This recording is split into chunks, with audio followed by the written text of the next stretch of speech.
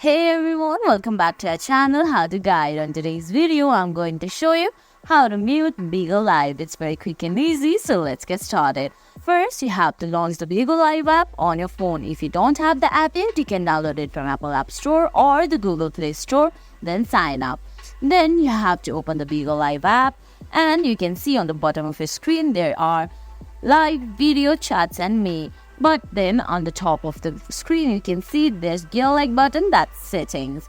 Then on the settings you can see there's notification option below device manager and above video quality. Select notification option, then toggle on or off the notification you wanna get. And guys, that's it.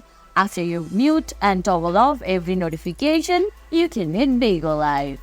I hope you found this video helpful. If you did, please give it a thumbs up, leave a comment, subscribe to our channel and hit that bell icon. See you in the next video. Thanks for watching.